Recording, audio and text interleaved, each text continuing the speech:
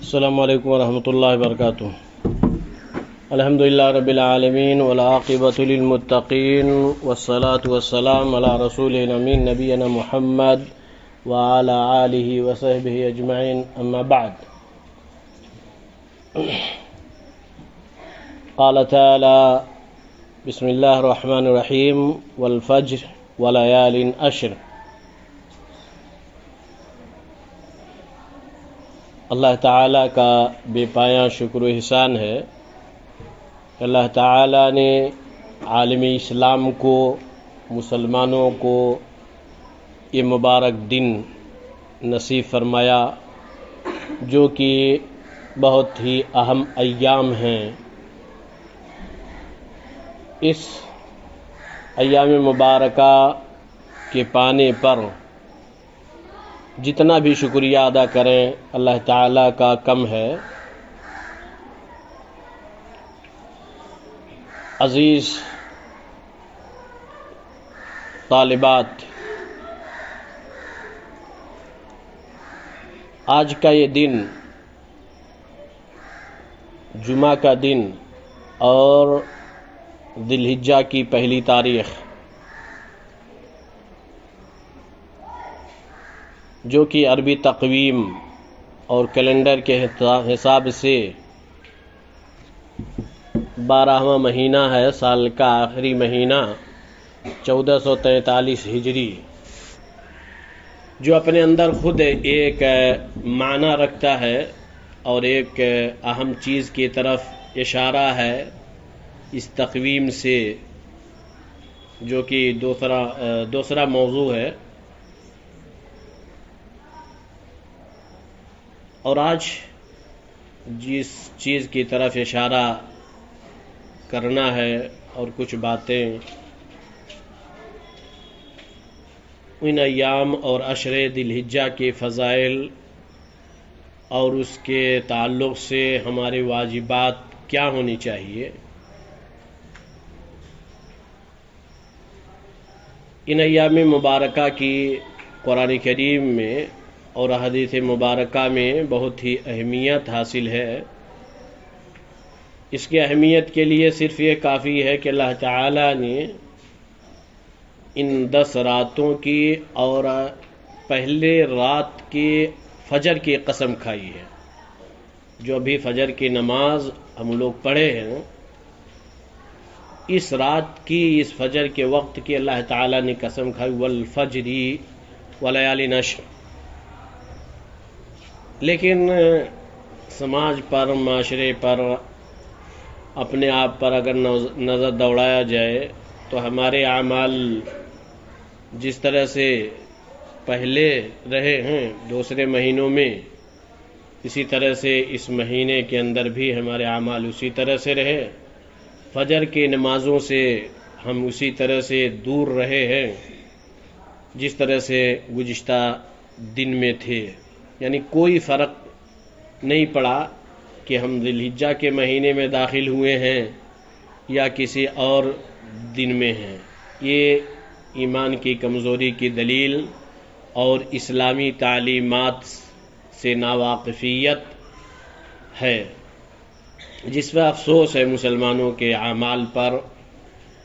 کہ کوئی بھی مبارک دن آ جائے، کوئی اس کی اہمیت اور افادیت کو ہم نہیں سمجھتے ہیں۔ یہ اللہ تبارک و تعالیٰ کا فضل و کرم ہے کہ اللہ تعالیٰ اپنے بندوں پر رحم کرتے ہوئے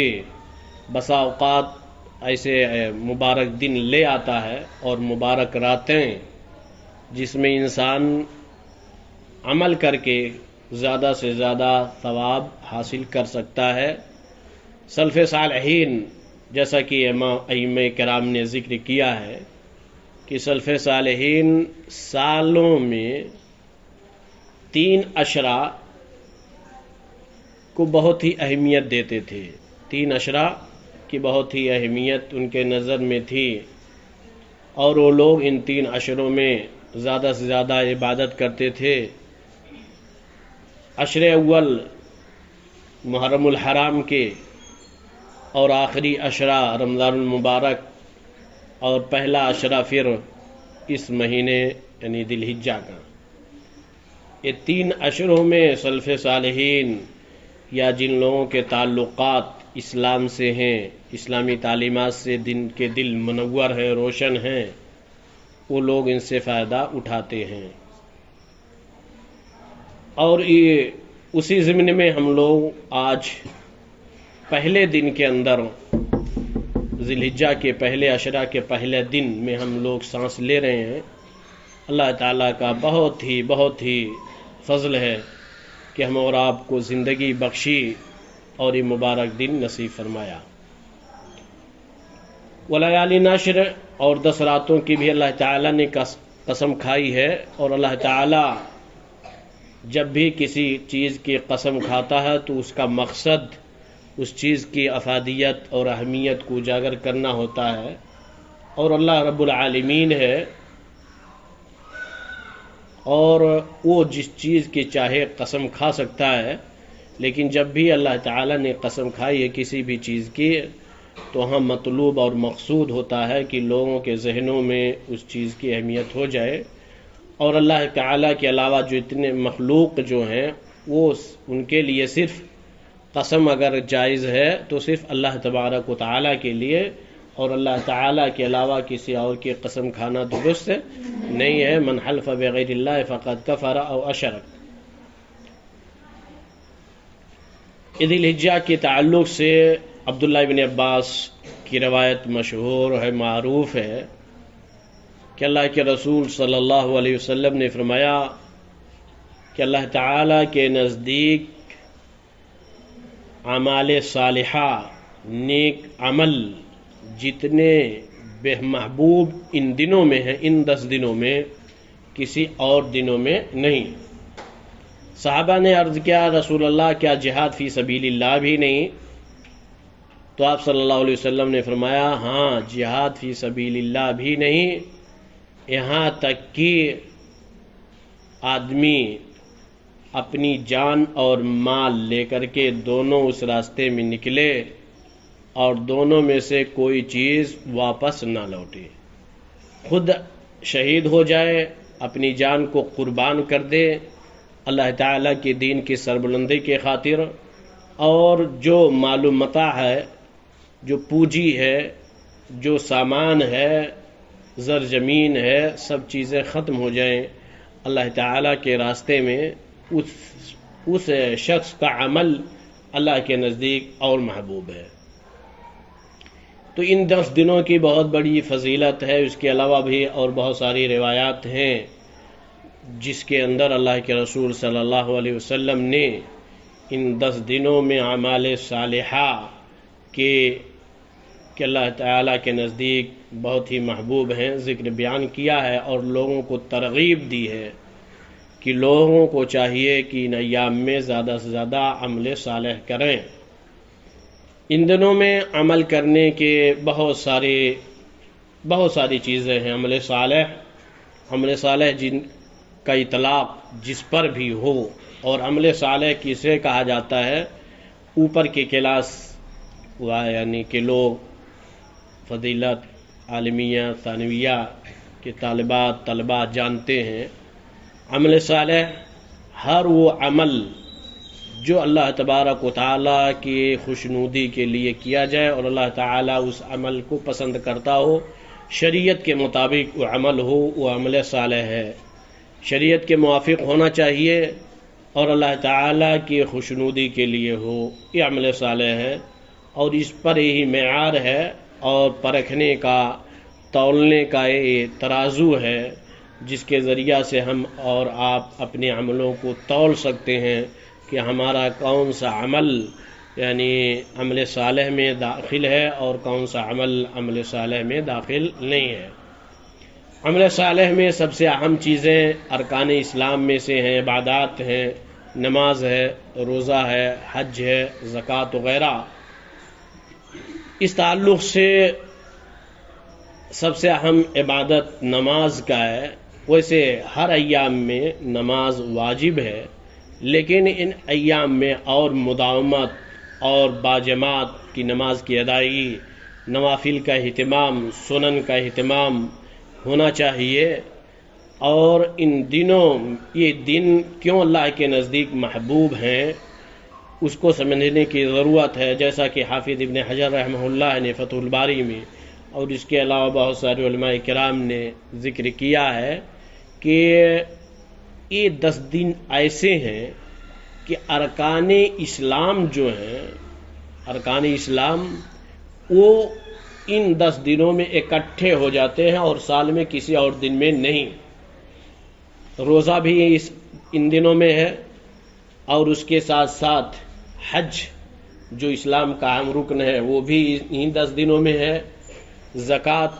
بھی انہی دنوں میں، صدقہ خیرات،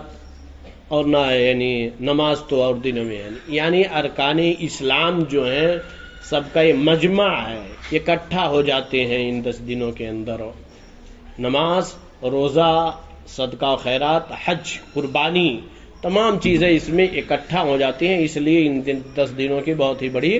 فضیلت ہے، اور یہ اللہ کے نزدیک سب سے اعظم ایام ہیں، اعظم دن ہیں، اور ان 10 دنوں میں سب سے اہم اور سب سے اعظم دن پورے سال میں یوم النحر ہے۔ یوم النحر جس دن قربانی کی جاتی ہے وہ اللہ تعالیٰ کے نزدیک سب سے یعنی اعظم دن ہے، سب سے بہتر دن ہے۔ ان 10 دنوں میں ہمیں ضرورت ہے کہ ہم جو ہے زیادہ سے زیادہ روزہ رکھیں، اگر ہو سکے تو 1 سے لے کر کے 9 تک بھی روزہ رکھیں، جیسا کہ اللہ کے رسول صلی اللہ علیہ وسلم روزہ رکھتے تھے، صحابہ کرام روزہ رکھتے تھے۔ نہیں توفیق ہے تو یوم عرفہ ہی کے دن روزہ، کیونکہ یوم عرفہ کے روزے کی فضیلت ثابت ہے۔ بعض روایات میں ہیں کہ حضرت عائشہ رضی اللہ تعالیٰ عنہ کہتی ہیں کہ میں نے آپ صلی اللہ علیہ وسلم کو کبھی روزہ رکھتے ہوئے ان 10 دنوں میں نہیں دیکھا ہے۔ وہ تطبیق کی صورت علماء کرام نے بہت ہی زیادہ ذکر کی ہے، بہرحال وہ درس کے وقت وہ ساری چیزیں ہوں گی۔ یہاں خلاصہ یہ کیا جا سکتا ہے کہ حضرت عائشہ رضی اللہ تعالیٰ عنہ نہ دیکھی ہوں، ہو سکتا ہے آپ صلی اللہ علیہ وسلم سفر کی حالت میں رہے ہوں، نہ روزہ رکھے ہوں، یا اس طرح سے آپ نے کسی سال چھوڑ دیا ہو، کیونکہ آپ بعض اعمال ترک کر دیتے تھے، چھوڑ دیتے تھے، اس ڈر سے کہ کہیں ہماری امت پر واجب نہ ہو جائے،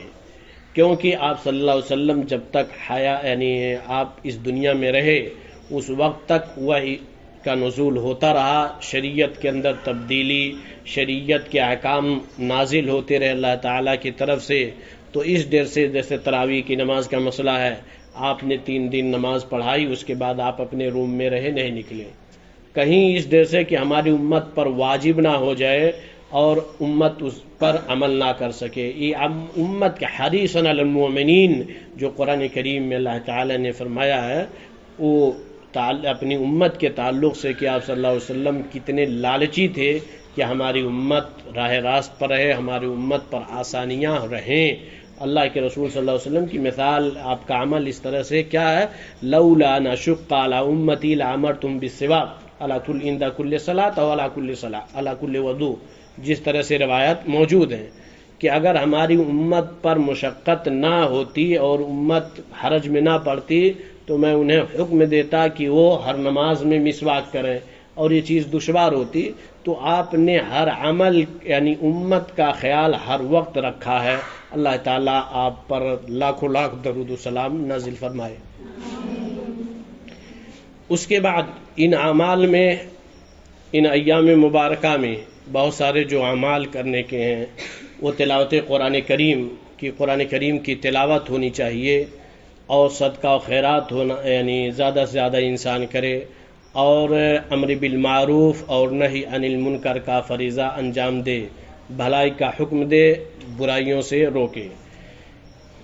چاند کے نظر آ جانے کے بعد کے جو احکام ہیں ان میں سے اللہ کے رسول صلی اللہ علیہ وسلم کی حدیث ہے کہ جو شخص چاند دیکھے اور قربانی کرنا چاہے، اس کے لیے اسے چاہیے کہ وہ اپنے بال، ناخن وغیرہ نہ تراشے، نہ اپنے بال سے کوئی چیز کاٹے چاند دیکھنے کے بعد، نہ اپنے ناخن وغیرہ کو تلاشے جب تک کہ وہ یعنی قربانی نہ کر لے، یہاں تک یعنی چاند دیکھنے کے بعد یہ احکام ہے۔ اور اس کے علاوہ ان ایام مبارکہ میں زیادہ سے زیادہ عمل صالح کرنے کی ضرورت ہے، اور اس کے علاوہ جو ہے یعنی جو بھی چیزیں اس میں شامل ہو سکیں عمل صالح کے اندر، بر الوالدین ہے، حقوق الجیران ہے، صلۃ الارحام، بہت ساری چیزیں اس میں شامل ہیں۔ ہمیں چاہیے کہ ہم زیادہ سے زیادہ ان ایام مبارکہ کی قدر کریں، اس کی اہمیت کو سمجھیں، اور اللہ تعالیٰ کا شکریہ ادا کریں کہ اللہ تعالیٰ نے ہمیں یہ مبارک دن نصیب فرمایا۔ بہت ہی قیمتی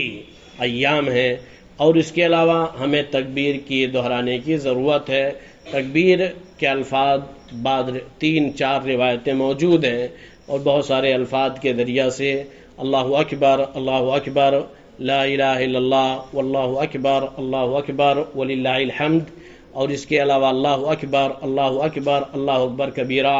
اور اس کے علاوہ اللہ اکبر کبیرہ والحمد للہ کثیرہ وسبحان اللہ بکرۃ واصیلا۔ یہ روایت اس طرح سے مسلم شریف کے اندر بھی یہ روایت موجود ہے، اور آپ صلی اللہ علیہ وسلم نے اس کا ذکر کیا ہے